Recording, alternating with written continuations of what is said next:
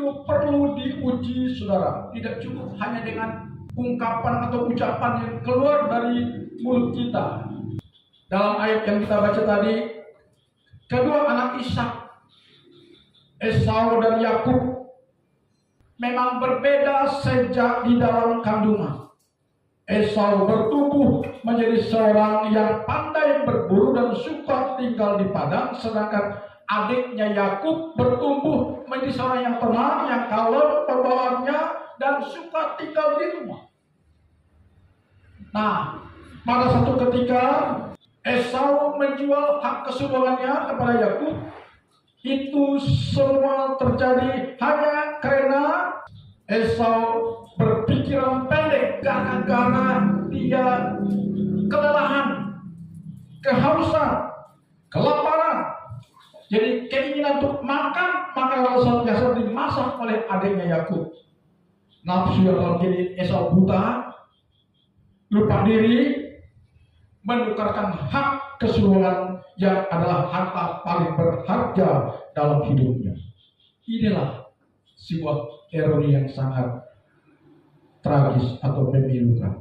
Hanya karena keinginan yang tidak bisa dikendalikan, hal yang berharga dan terpenting dalam hidup kita bisa lepas begitu saja. Karena itu, firman Tuhan hari ini hendak mengingatkan kita, waspada, berhati-hati jika kita sedang dalam kondisi lelah. Dengar baik-baik, hidup yang kita jalani ini, kalau kita tidak bisa memanage-nya dengan keimanan yang suam-suam kuku, pasti kita akan mengalami kondisi yang melelahkan. Manakala kita diperhadapkan kepada kondisi hidup yang melelahkan, maka kita hari ini Tuhan ingatkan supaya kita waspada dan berhati-hati. Karena diceritakan bahwa nafsu Esau tersebut yang disahkan dalam ayat yang kita baca tadi terjadi ketika ia berada dalam kondisi lelah dan sangat lelah. Ketika dia pergi berburu, mungkin tidak mendapatkan apa-apa. Coba kalau saudara seharian bekerja pontang-panting, bukan rezeki yang saudara dapatkan, tapi malah kerugian. Saya pernah menasihati seorang kontraktor. Kebetulan dia adalah teman kami. Lalu setiap tahun dia dapat tender dari Pemda Sanggau. Tapi setiap tender yang didapatkan, dia kerjakan dan hasilnya nihil, saudara. Kalau hanya sekedar nihil tidak apa-apa, tapi tekor. Saya katakan kalau Anda bekerja mendatangkan tekor, lebih baik Anda menganggur saja. Saya bilang begitu. Nah, saya agak sadis. Ngapain kita kerja tapi tekor? Kalau Pak Pok mending kan, itu berhutang, saudara. Jadi Esau begitu menghadapi kondisi lelah, capek, seharian berburu, tidak mendapatkan apa-apa. Sampai di rumah, dia memang dalam keadaan sudah sangat lelah, haus dan lapar. Dalam kondisi lelah, haus dan lapar, dia melihat, mencium aroma yang sangat menggiurkan, yaitu adiknya Yakub sedang memasak sup kacang merah. Kan menggiurkan, saudara ya, sup kacang merah. Coba kacang merah itu dimasak sup campur tulang ya, apa tulang cuyu apa, menggiurkan sekali, saudara-saudara. Dan Esau begitu sangat tergiur. Ya. Dia tidak lagi memikirkan konsekuensinya. Yang penting nikmat sesaat harus aku dapatkan dari adikku Esau berapapun harganya. Nah, dengar baik-baik saudara-saudara. Tadi saya sudah ingatkan, waspada jika kita sedang dalam kondisi lelah. Karena diceritakan dalam ayat tadi bahwa nafsu Esau tersebut terjadi karena ia dalam kondisi lelah, bahkan sangat lelah. Dalam kondisi sangat lelah itulah yang menyebabkan Esau berpikir pendek dan tidak memikirkan konsekuensi dari apa yang ia katakan. Jadi belajar dari kisah ini, kita disadarkan bahwa kondisi lelah Apa yang saya maksud dengan kondisi lelah ini? Mungkin kita sedang mengalami krisis finansial, krisis keuangan, krisis masalah keluarga, masalah hubungan, masalah kondisi kesehatan, dan masalah lainnya sering membuat kita berpikir pendek tanpa menimbang konsekuensi dari apa yang kita akan putuskan atau ucapkan atau lakukan. Dalam kondisi kita mengalami kelelahan karena diperhadapkan kepada sebuah masalah yang sedang melilit mencengkram kita. Kita diingatkan oleh Tuhan hari ini untuk jangan buru-buru mengambil sebuah keputusan yang kerusuk atau berpikir pendek. Ya. Lalu dalam hidup kita seringkali inilah pemicu masalah yang terus berkepanjangan jika kita tidak meminta hikmat dari Tuhan, manakala kita dalam kondisi yang melelahkan. Karena itu pesan Tuhan hari ini, dalam kondisi apapun kita jangan berpikir pendek, jangan serampangan mengambil keputusan yang salah. Ingat, apa yang berharga dalam diri kita jangan sampai kita lepaskan.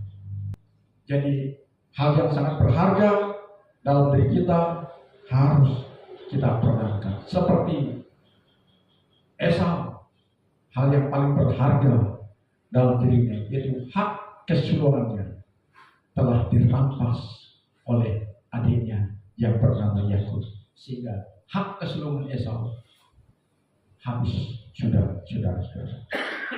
Saat ini kita bersyukur kalau kita diingatkan oleh Tuhan. Kita mesti selalu ingat agar tidak sekali-kali menukarkan hal yang paling berharga dalam hidup kita, apapun kondisi kita. Kita harus mempertahankan hal yang paling berharga dalam hidup kita, yaitu iman kepada Tuhan Yesus Kristus. Jangan sampai kita tukar dengan perkara-perkara yang remeh-temeh, perkara-perkara yang sepele, perkara-perkara yang hanya untuk kenikmatan sementara, perkara-perkara yang untuk kenikmatan sementara dunia ini. Mungkin kita dalam keadaan sulit, dalam keadaan susah, dalam keadaan lelah, dalam keadaan krisis, dalam keadaan kita mungkin sedang berada di titik nol. Jangan sampai kita menukarkan hal yang paling berharga hanya demi untuk keselamatan dan kenikmatan sementara di dunia ini. Ya, jadi kita harus berkata, tetap mengenal Yesus sampai akhir hayat kita. Lalu kepada kita semua, khususnya kepada anak-anak muda, dunia sudah semakin edan. Itu sebabnya di dalam wadah jaringan persekutuan hamba Tuhan, dalam 2 bulan ke depan akan diadakan semacam seminar dan KKR untuk membekali anak-anak muda bagaimana sikap anak muda dalam menghadapi pengaruh teknologi masa kini. Karena pengaruh teknologi masa kini jika tidak disikapi dengan bijak berdasarkan hikmat Tuhan, maka pengaruh teknologi ini akan bisa menyeret kita kepada dunia yang penuh dengan kecenderungan berdosanya. Kalau kita tidak kuat dengan keimanan, maka pengaruh teknologi bisa mengaburkan iman kita. Ya. Karena itu gereja harus betul-betul diberikan beban tanggung jawab oleh Tuhan, bagaimana gereja merupakan benteng terakhir untuk menjaga ketahanan moral daripada generasi muda kita. Namun sayang hari-hari ini gereja juga sudah mulai terkontaminasi dengan cara-cara dunia ini. Tujuan kita ke gereja kita memberi Jadi kita diarahkan oleh Tuhan. Amin. Diarahkan. Ya kan? Dituntun supaya kita tidak tersesat ke dalam dunia yang penuh dengan kecenderungan berdosanya. Hal yang paling berharga dalam diri kita yaitu iman kita kepada Tuhan Yesus Kristus jangan sampai dikorbankan hanya demi kenikmatan dunia yang sementara sifatnya. Karena kalau kita sudah mengorbankan iman kita kepada Tuhan Yesus Kristus, sekalipun mungkin kita akan dianggap atau dicap sebagai orang yang sukses dalam kesebentaraan dunia ini, tetapi konsekuensinya nanti di kekekalan akan kita alami. Karena itu hari ini kepada kita semua, jangan kita tukar anugerah Tuhan yang terbesar tadi, yaitu keselamatan yang telah dikerjakan oleh Tuhan Yesus di atas kayu salib, yang telah kita terima dengan iman kita. Jangan sampai kita tukar hanya karena hal yang baik.